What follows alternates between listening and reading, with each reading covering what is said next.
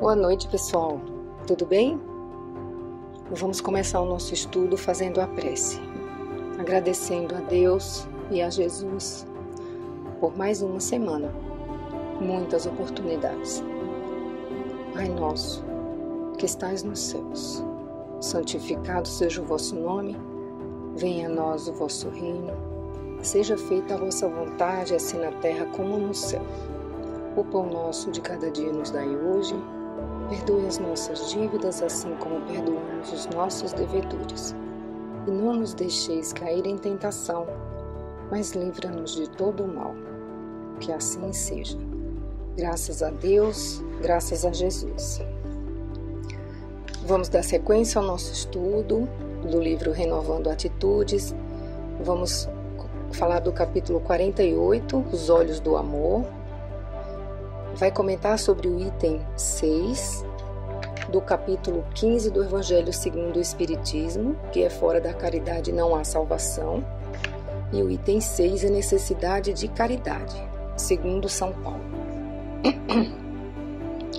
Os olhos do amor. Ainda quando eu falasse todas as línguas dos homens e mesmo a língua dos anjos, se não tivesse caridade, não seria senão como um bronze sonante. A caridade é paciente, é doce e benfazeja. A caridade não é invejosa, não é temerária e precipitada. Não se enche de orgulho, não é desdenhosa, não procura seus próprios interesses, não se melindra e não se irrita com nada. Quando Paulo de Tarso definiu a verdadeira caridade, deixando implícito ser a união de todas as qualidades do coração, isto é, o amor, diferenciou-a completamente da prestação de serviços aos outros, da distribuição de esmolas, da assistência social, da ajuda patológica aos dependentes afetivos, de compensações de baixa estima ou de tudo que se referia a atitudes exteriores, sem qualquer envolvimento do amor verdadeiro. Reforçou seu conceito acrescentando que, e quando tivesse distribuído meus bens para alimentar os pobres e tivesse entregue meu corpo para ser queimado, se não tivesse caridade, tudo isso não me serviria de nada. Essa citação entre aspas. Muitas vezes doamos coisas ou favorecemos pessoas, a fim de proporcionar a nós mesmos temporariamente uma sensação de bem-estar, de poder íntimo ou de vaidade pessoal, como que compensamos nossos desajustes emocionais e complexos de inferioridade. São sentimentos transitórios e artificiais que persistem entre as criaturas que, por não se encontrarem satisfeitas consigo mesmas, trazem profunda desconsideração e desgosto e supervalorizam-se fazendo algo para o próximo, para provar aos outros que são boas, importantes e merecedoras de atenção. Na realidade, caridade é amor, e amor é a divina presença de Deus em nós. Raio com que ele modela tudo, o amor é considerado a real estrutura da vida e a base de toda a lei universal. É imprescindível esclarecermos que há inúmeras formas de focalizar a caridade, e nós nos reportaremos a ela como amor essência, energias que emergem de nossa natureza mais profunda, a onipresença divina que habita em tudo. Minerais, vegetais, animais e seres humanos, ao mesmo tempo que vibram, também recebem essa vitalidade amorosa, num fenômeno de trocas incessantes.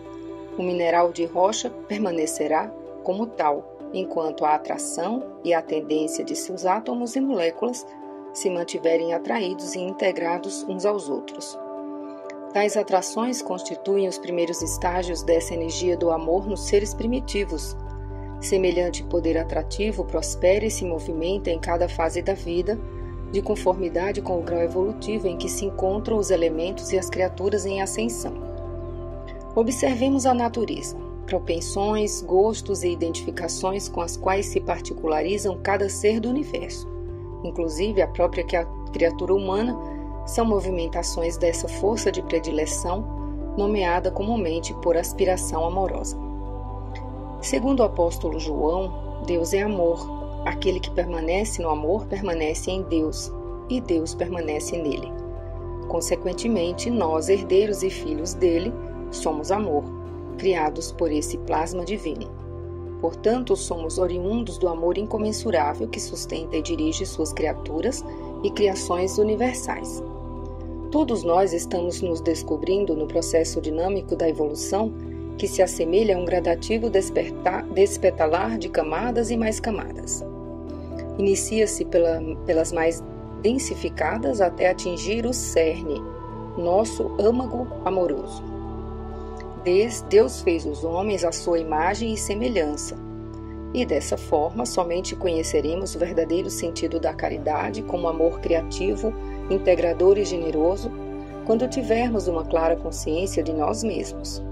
No momento em que passamos a identificar nos outros a mesma essência de amor, da qual eles e nós somos feitos, seremos capazes de discernir o que é o sentimento de caridade. Seja jovem, velho, criança, sadio ou doente, seja homem ou mulher, se passarmos a amá-los incondicionalmente como nos exemplificou Jesus, nosso Mestre e Senhor, aí estaremos completamente integrados na caridade. Caridade não consiste em assumir e comandar sentimentos, decisões, bem-estar, problemas, evolução e destino das pessoas, aquilo, enfim, que elas podem e devem fazer por si mesmas, porque quando tentamos reduzir as dificuldades delas, responsabilizando-nos por seus atos, estamos também impedindo seu real crescimento e amadurecimento, somente alcançados através das experiências que precisam enfrentar. Assim, distorcemos a genuína mensagem da caridade, do amor, da doação verdadeira. Encontramos ainda na primeira epístola de João: não escrevo um novo mandamento, mas sim aquele que tivemos desde o princípio, que amemos uns aos outros. Quanto mais limitada e particularizada for a maneira de viver o amor, menor será a nossa consciência de que todos os seres humanos têm uma capacidade ilimitada de amar ao mesmo tempo muitas pessoas. Quanto mais o amor for compartilhado com os outros, mais nos desenvolveremos e nos planificaremos na vida. Olhar os outros com os olhos do amor é a grande proposta da caridade. O verdadeiro sentido da palavra caridade, como a entendia Jesus, era benevolência para com todos, indulgência para com as imperfeições alheias, perdão das ofensas. Citação também entre aspas. Caridade é amor, e não há amor onde não houver profundo respeito aos seres humanos. Se substituirmos na conceituação de perdão por Jesus as palavras benevolência, indulgência, amor, respeito, compreenderemos realmente esse sentimento incondicional do Mestre por todas as criaturas. Amor, respeito para com todos. Amor, respeito para com as imperfeições alheias. Amor, respeito aos ofensores. Aqui estão as regras básicas da conduta do Cristo. Não olvidemos, porém, que respeitar os outros não quer dizer ser conivente ou manter a cumplicidade. Concluímos ajustando o texto de Paulo ao nosso melhor entendimento, ainda que eu falasse a língua dos homens e também a dos anjos, ainda que eu tivesse o dom da profecia e penetrasse todos os mistérios, ainda que eu dominasse a ciência e tivesse uma fé tão grande que removesse montanhas, tudo isso não me serviria de nada se não tivesse amor, respeito aos seres humanos. A citação de João, Deus é amor, no capítulo 1, 4 a 16. Deus fez os homens à sua imagem e semelhança, de Gênesis 1 a 26. Não escrevo um novo mandamento, na primeira epístola de João, 3 a 11. E benevolência para com todos, indulgência para com as imperfeições, perdão das ofensas, questão 886, o Livro dos Espíritos. No capítulo 99 do livro Pão Nosso, vamos ver uma consideração de Emmanuel: com ardente amor. Mas, sobretudo, tende ardente caridade uns para com os outros. Ela está em Pedro 1, 4 a 8. Não basta a virtude apregoada em favor do estabelecimento do reino divino entre as criaturas. Problema excessivamente debatido, solução mais demorada. Ouçamos individualmente o aviso apostólico e enchamo-nos de ardente caridade uns para com os outros. Bem falar, ensinar com acerto e crer sinceramente são fases primárias do serviço. É imprescindível trabalhar, fazer e sentir com o Cristo. Fraternidade simplesmente aconselhada a outrem constrói fachadas brilhantes que a experiência pode consumir num minuto. Urge alcançarmos a substância, a essência. Sejamos compreensivos para com os ignorantes, vigilantes para com os transviados na maldade e nas trevas, pacientes para com os enfermiços, serenos para com os irritados e, sobretudo, manifestemos a bondade para com todos aqueles que o Mestre nos confiou para os ensinamentos de cada dia. Raciocínio pronto, habilitado a agir com desenvoltura na terra, pode constituir patrimônio valioso. Entretanto, se lhe falta coração para sentir os problemas, conduzi-los e resolvê-los no bem comum, é suscetível de converter-se facilmente em máquina de calcular. Não nos detenhamos na piedade teórica. Busquemos o amor fraterno, espontâneo, ardente e puro. A caridade celeste não somente espalha benefícios, irradia também a luz divina.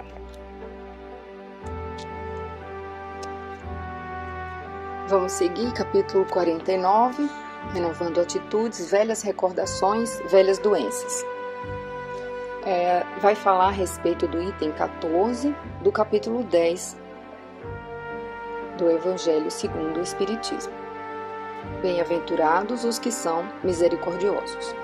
O item 14 é o perdão das ofensas pelo espírito Simeão Bordeaux, 1862. Quantas vezes perdoarei a meu irmão? Perdoar-lhes-eis não 7 vezes, mas 70 vezes 7 vezes.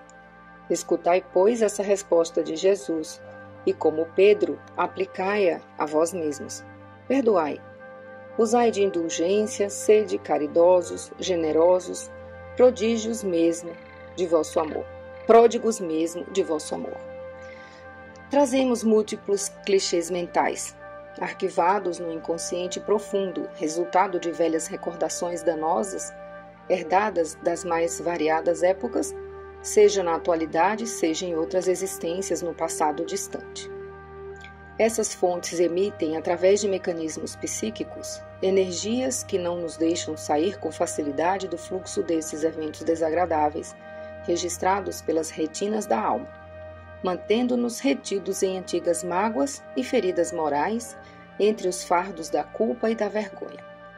Por não recordarmos que o perdão a nós mesmos e aos outros é um poderoso instrumento de cura para todos os males, é que impedimos o passado de fluir, não dando ensejo à renovação, e sim a enfermidades e desalentos. Tentamos viver alienados dos nossos ressentimentos e velhas amarguras, distraindo-nos com jogos e diversões, ou mesmo buscando alívio no trabalho ininterrupto, mas apenas estamos adiando a solução futura da dor, porque essas medidas são temporárias. É mais fácil dizer que se tem uma úlcera gástrica do que admitir um descontentamento conjugal. É mais fácil também consentir-se portador de uma frequente cólica intestinal do que aceitar-se como indivíduo colérico e inflexível.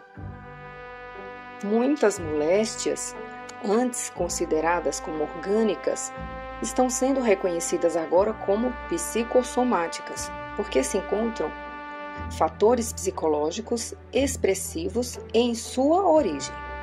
As insanidades físicas são quase sempre traduzidas como somatizações das recordações doentias de ódio e vingança, que, mantidas a longo prazo, resultam em doenças crônicas. Dessa forma, compreenderás que a gravidade e a duração dos teus sintomas de prostração e abatimento orgânico são diretamente proporcionais à persistência em manteres abertas tuas velhas chagas do passado. As predisposições físicas das pessoas às enfermidades nada mais são do que as tendências morais da alma, que podem modificar as qualidades do sangue, dando-lhes maior ou menor atividade, provocar secreções ácidas ou hormonais mais ou menos abundantes, ou mesmo perturbar as multiplicações celulares, comprometendo a saúde como um todo. Portanto, as causas das doenças somos nós sobre nós mesmos.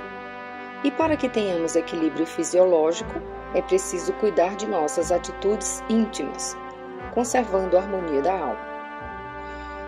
Indulgência se define como sendo a facilidade que se tem para perdoar. Muitos de nós ficamos constantemente tentando provar que sempre estivemos certos e que tínhamos toda a razão. Outros ficam repisando os erros e as faltas alheias.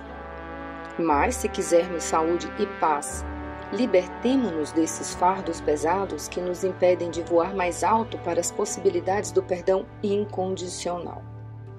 Perdoar não significa esquecer as marcas profundas que nos deixaram, ou mesmo fechar os olhos para a maldade alheia.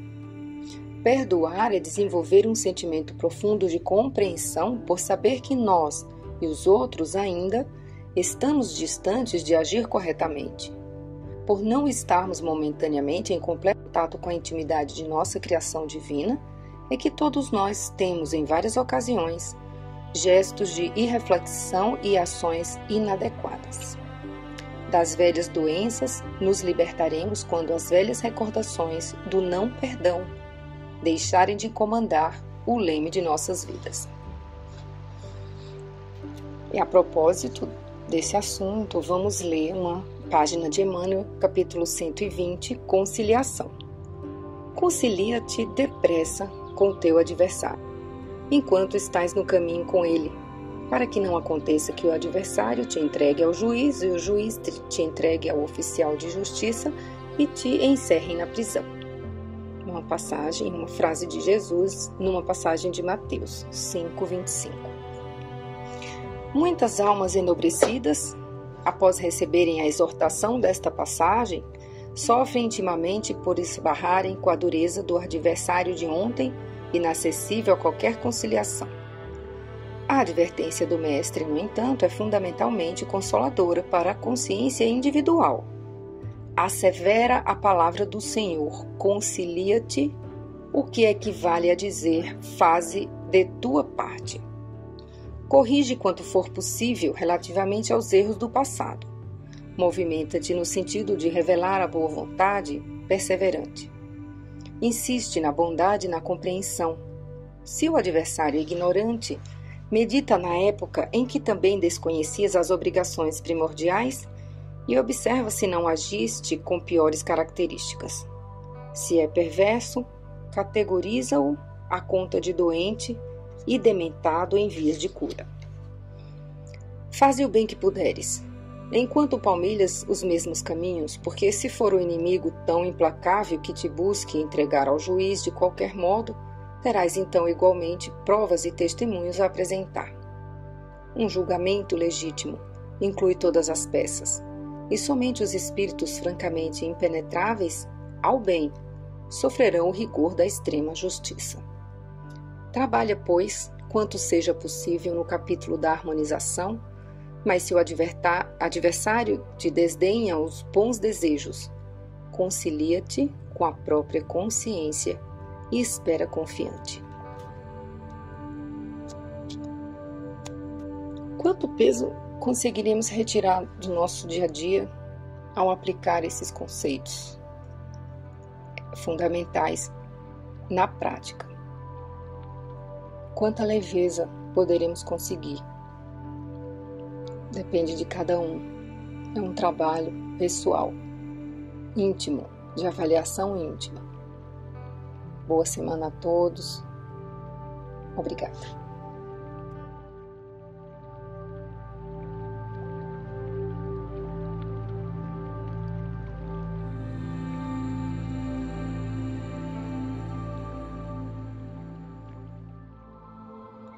Boa noite a todos.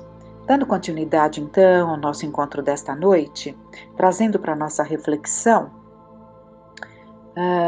os transtornos mentais, né, que se acentuam de uma forma avassaladora Isso realmente está sendo assim objeto de muita preocupação nesse período que vivemos, ainda pandêmico ou pós-pandêmico, enfim.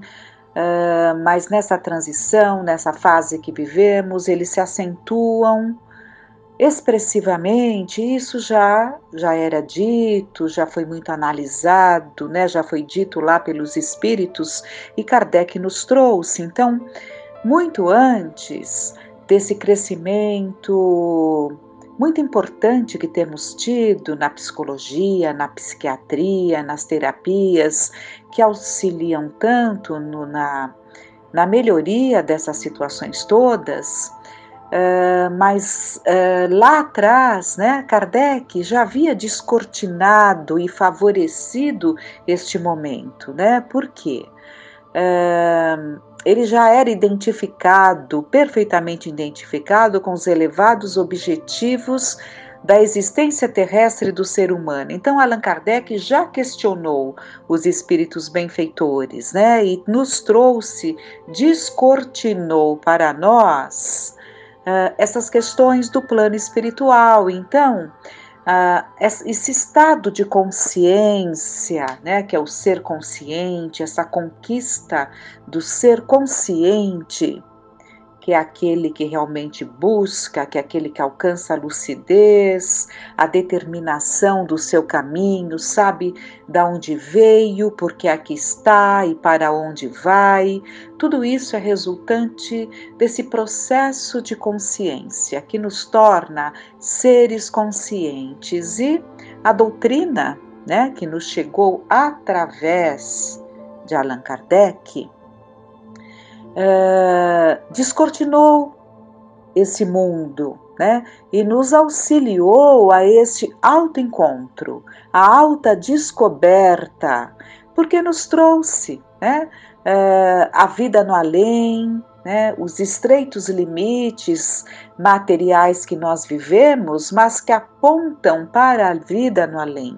Então, abriu-se, descortinou-se, abriu-se um caminho entre a terra e o céu, digamos assim. E passamos então a compreender a vida intensa do espírito, né? E isso então nos ajuda nesse processo de consciência, de desenvolvimento da consciência, nos tornando seres conscientes. E Kardec pergunta, num determinado momento, e nós temos lá no Livro dos Espíritos, a pergunta que ele endereçou aos espíritos superiores que lhes traziam as respostas, né? Ele perguntou: qual o meio prático mais eficaz para se melhorar nesta vida e resistir ao arrastamento do mal? Eles responderam: um sábio da antiguidade vos disse: conhece-te a ti mesmo.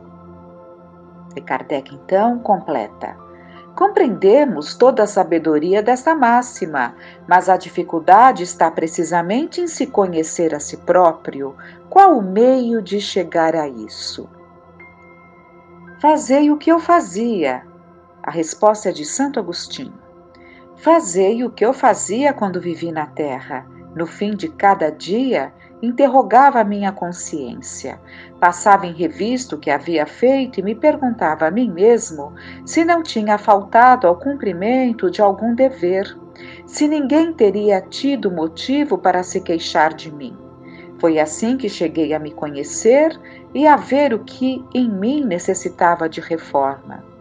Aquele que todas as noites lembrasse todas as ações do dia e se perguntasse o que fez de bem ou de mal, pedindo a Deus e ao seu anjo guardião que o esclarecessem, adquiriria uma grande força para se aperfeiçoar, porque acreditai-me, Deus o assistirá.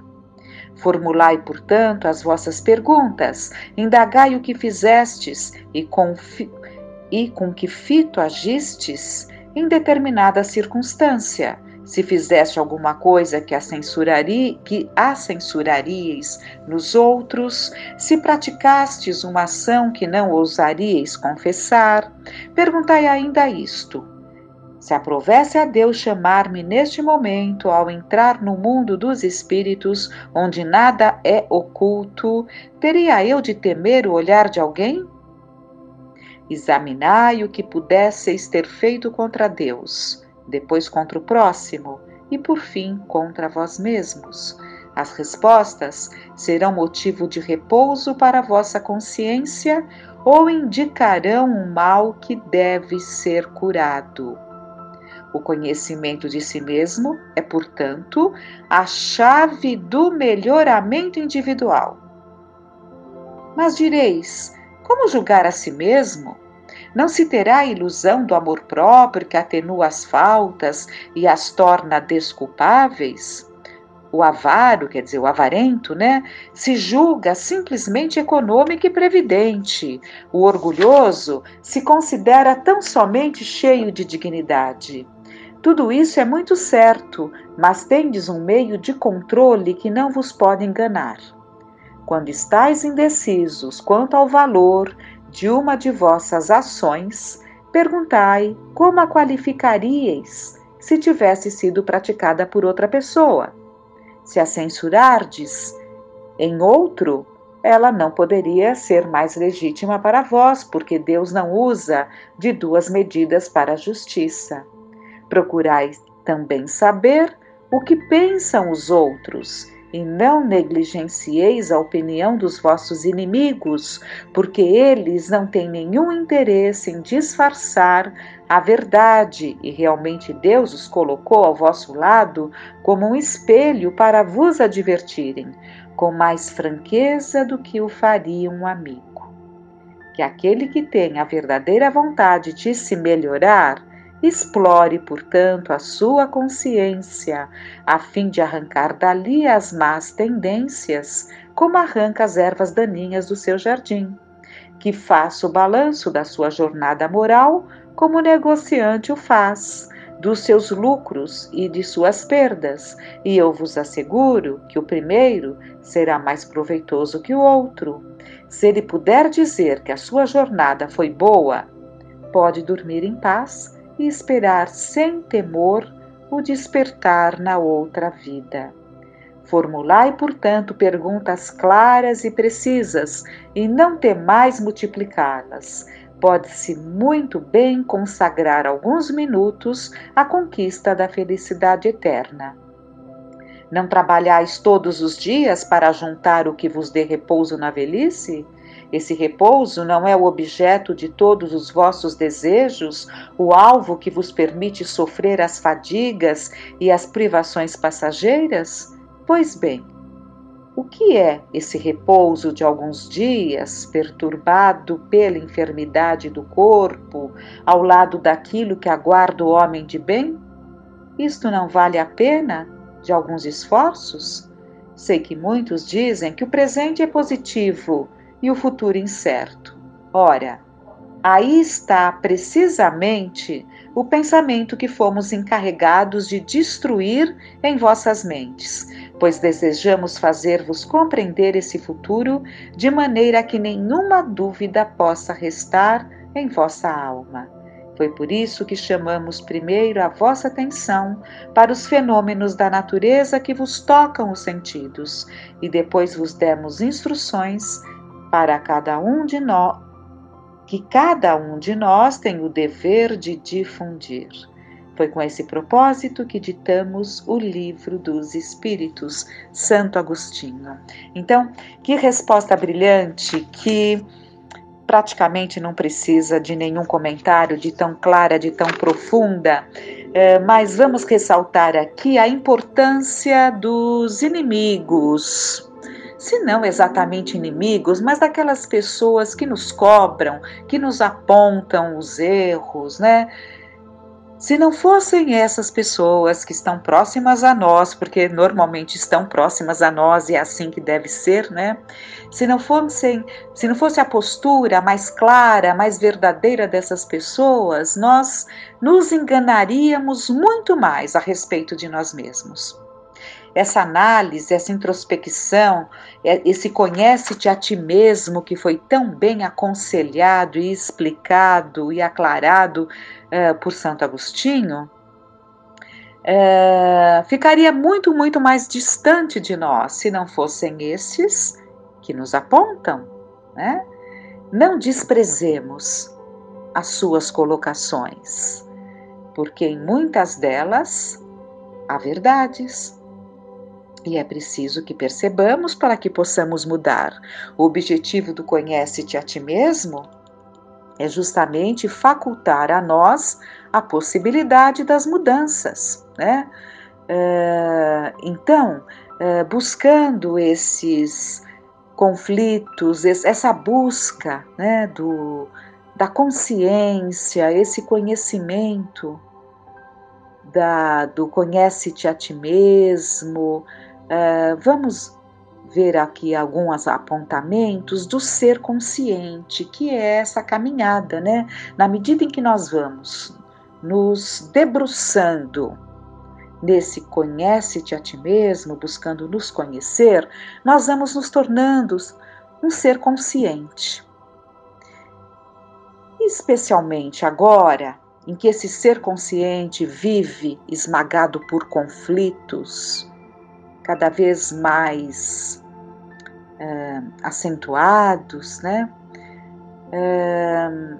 E que ao invés de acalmarem, mais se intensificam, o homem moderno, ele vem sofrendo toda essa pressão, né? E o que acaba acontecendo? O homem procura mecanismos escapistas, vãs tentativas de driblar as aflições, transferindo-se para os setores do êxito exterior, do aplauso, da admiração social, embora os sentimentos permaneçam agrilhoados e ferreteados pela angústia e pela insatisfação.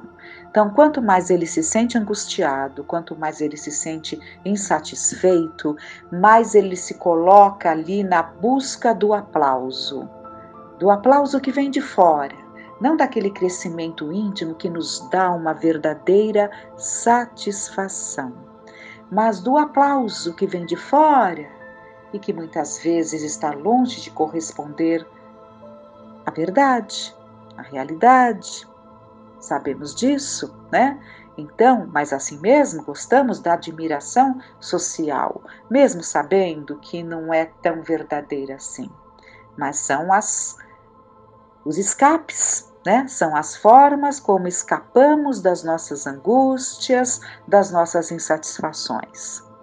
As realizações externas podem acalmar as ansiedades do coração, momentaneamente, mas não podem erradicá-las, razão porque o triunfo externo não apazigua interiormente. Então, é muito fugidia aquela sensação de prazer de um momento em que nos colocamos, nos expomos e recebemos aplauso, né? E isso é muito procurado hoje. Condicionado para a conquista das coisas na concepção da meta planificadora, o indivíduo procura soterrar os conflitos sob as preocupações contínuas, mantendo-os, no entanto, vivos e pulsantes, até quando ressumam e sobrepõem-se a todos os disfarces, desencadeando novos sofrimentos e perturbações devastadoras. Então ele vai se enganando, ele vai escapando dessas angústias, vai acreditando, enganando a ele mesmo de que está tudo muito bem, de que ele está bem, de que ele é feliz, e ele vai camuflando esse estado íntimo doentio que vai se acentuando. O homem pode e deve ser considerado como sendo sua própria mente. Então nós sabemos que nós somos o que pensamos. Aquilo que cultiva no campo íntimo, ou que o propele com insistência a realizações, constitui essência e legitimidade que devem ser estudadas pacientemente, a fim de poder enfrentar os paradoxos existenciais. Parecer e ser, as inquietações e tendências que o comandam, estabelecendo os paradigmas corretos para a jornada, liberado dos choques interiores em relação ao comportamento externo. Então ele precisa trabalhar-se a si mesmo para que não se entregue ao parecer, que é o que costuma acontecer, é o parecer. Há uma história de um grande educador, eu acho que é Hilário Silva. Não tenho certeza, mas esse educador, ele tem ali uma historieta, em que uma mãe, ela pede para o filho subir numa mesa. E ela diz, o filho diz, eu estou alto, né? E ela fala, você parece alto. Então tem todo um contexto, faz muito tempo que eu li, mas tem todo um contexto ali no sentido de que ela traz para o filho um ensinamento da diferença do parecer e do ser. Uma coisa é nós parecermos, e é o que nós mais buscamos, né? São as máscaras. Outra coisa é o ser. Mas nós nos contentamos, como falávamos, com o parecer. Mas chega um momento em que nós precisamos enfrentar esse ser que está em nós, porque nós vamos adoecendo. E os transtornos mentais vão se instalando, muitas vezes, de uma forma que nós não identificamos, que quem está do nosso lado passa a considerar manias, enfim, são tantas situações ali, são tantas nuances desses transtornos mentais e vamos aprendendo a conviver com eles e muitas vezes nos demoramos muito para perceber que estamos doentes da alma, né? Doentes da alma. E existe todo um processo de tratamentos, né? De tratamentos que nos auxiliam muito para descobrirmos em nós, né? Esse ser consciente através do autoconhecimento. Então surgiu na psicologia, na psiquiatria, caminhos muito significativos que têm trazido muito alívio para essas dores mais íntimas, para esses distúrbios comportamentais que podem levar a transtornos, podem levar a uma loucura mais acentuada, né? Muito distante de um equilíbrio. E todos esses caminhos têm trazido muito benefício, né? Mas é importante também que entendamos que nas estruturas que entre nós, né, podemos ter ali estruturas psicológicas muito frágeis, com distúrbios de comportamento grave.